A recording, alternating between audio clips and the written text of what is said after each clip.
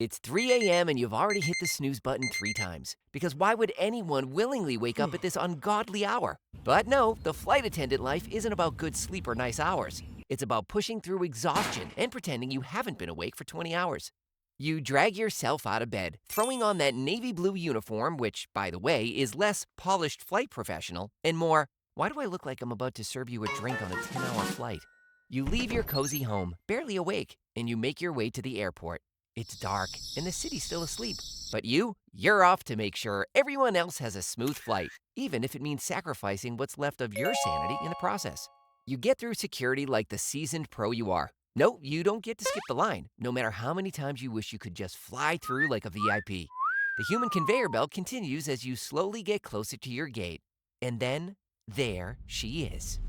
You've just walked onto the plane when you hear the all-too-familiar voice of Karen.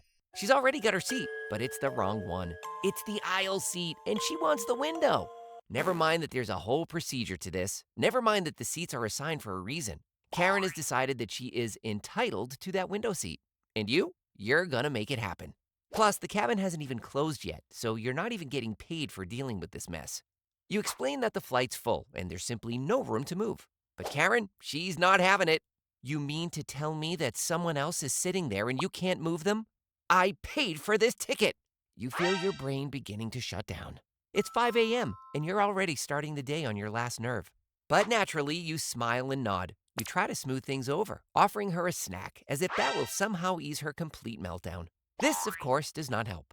Karen wants her seat, and you're going to have to ride out this storm until she eventually gives up or you get distracted by, oh, wait, here comes little Jimmy, the next challenger in this game of passenger whack-a-mole. He's convinced the pilot is his new best friend. He wants to say hi to the pilot. Cute, right? Except for the fact that, no, little Jimmy, you cannot just waltz into the cockpit and sit in the pilot's lap. But try explaining that to a 6-year-old who is full of enthusiasm and absolutely no concept of what the word protocol means.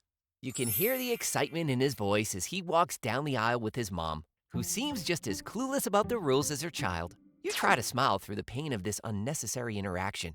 You repeat the, no, we can't just let you into the cockpit speech for the 100th time, and still, little Jimmy gives you those puppy dog eyes that say, but I just want to meet the pilot.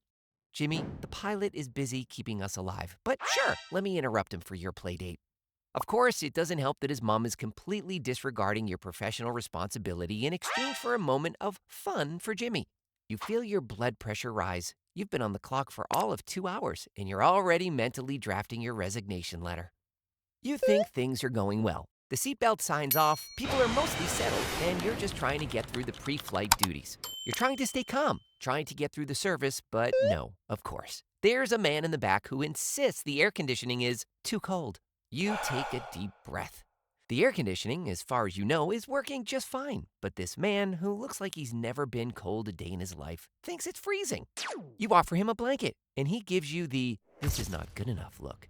You can't win. Not today, not tomorrow, and probably never. Meanwhile, Karen is back, asking why her water isn't sparkling, and why she has to sit next to this person. Turns out she doesn't like being next to anyone who doesn't match her energy. You nod politely, offering yet another fake smile as you start mentally planning your next vacation. If only it wasn't 6 months away. Just when you think things couldn't get worse, you catch a whiff. No, it's not the air conditioning on its annual let's try to kill everyone setting. It's something more sinister. You pass the bathroom and see the door. Uh-oh. You knock. No answer. You knock again. Louder. Then you hear it. Whispering. Yep, the Mile High Club is in session. Perfect. Just what you needed. You take a deep breath, mentally preparing for the most uncomfortable conversation of your day, and trust me, that's saying a lot because you've had some doozies. Then knock again, louder this time, trying not to alert the rest of the passengers of the bathroom's latest party. Excuse me, you say, trying to sound professional. This is a public space. Can you step out? They stall. You repeat yourself, gripping your last shred of patience. Inside, you're screaming. Do I look like your mom? This isn't a private suite. It's a moving metal tube filled with 200 other people. Finally, the door creaks open. The couple shuffles out, faces redder than a tomato in the middle of summer and avoiding eye contact like pros. You almost feel sorry for them. Almost. Then they walk away like nothing happened. You, on the other hand, stand there, slowly losing all faith in humanity as you fight the urge to scrub your eyes with bleach. You head back to the front thinking, okay, just 30 more minutes. I've got this. You're mentally going through the list. Seat belts, tray tables, lights on. You're practically checking off items in your sleep now. But no, fate isn't done with you. The cabin lights flicker as you brace for the descent. Then it hits.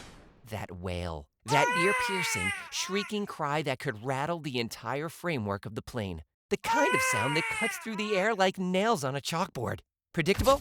No. Frantic? Yes. Unrelenting? You bet. You take a deep breath, silently counting to 10. Keep it together, keep it together.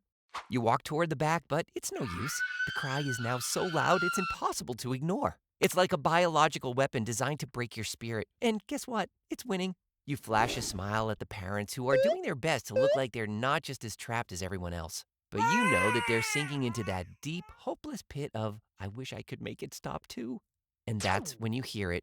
A voice from the back, a grown-up, clearly someone who's never had kids, decides that the baby crying is somehow your fault. This is absolutely ridiculous. They grumble, loud enough for everyone in a 10-row radius to hear. It's as if you personally could just walk over to the baby, wave a magic wand, and make the crying stop. It doesn't matter that you're not in charge of biology. No, you're the flight attendant, which means you're responsible for everyone's happiness, even if that includes silencing a baby. After the baby incident, you try to regain composure. You head to the back of the plane, but of course things aren't smooth. Overhead bins are packed. Someone's demanding more ice because apparently it's essential. And then you see it. The bathroom. You brace yourself, crack the door open, and instantly regret it. It's not just a spill, it's chaos incarnate. Someone clearly waged war on the plumbing, and the aftermath makes you question every life choice that led you here. You slam the door shut, take a deep breath, and silently hope that the next person somehow avoids this disaster. Deep down, you know they won't, but there's no time to dwell. You've still got a flight to survive with your sanity intact. Then finally, you're in the home stretch. The seatbelt sign goes on, and the passengers, who have been as calm as a bag of feral cats for the last 90 minutes, decide it's time for the great overhead bin more. The tension in the cabin rises to an unbearable level. Everyone is standing up, cramming their oversized bags back into bins that were clearly never designed for them, pushing and shoving like it's a black market for luggage space. You tell them to sit down, but you might as well be telling them to stop breathing. Sit down, you say firmly. But it's as if you're an abstract concept, not an authority figure. The chaos escalates. Someone's knocking into someone else's bag, which of course leads to an argument, and now you're the one who has to mediate it. After all, remember, you're the one in charge. Then, just when you think it's over, someone asks, "Can I go to the bathroom?" You're like, "Now? Seriously? Can't you wait for the 10 minutes we have left before landing?" But no, of course not. You're the flight attendant. You give the nod and away they go. The bathroom's already a war zone, and now you just have to hope no one tries to set off another disaster before the plane touches down. Finally, the plane lands. Your heart is pounding. Your back is sore from standing for what seems like an eternity, and your brain is doing a complete reset to try and process everything that just happened. Between the Mile High Club hopefuls, the baby that definitely wanted to take over the plane, the mess that was in the bathroom, and the endless requests, you've somehow made it to the end. You're not a hero. You're not a villain. You're just surviving. And despite every crazy moment, you do it with the knowledge that tomorrow you'll be back in the same seat doing the exact same thing.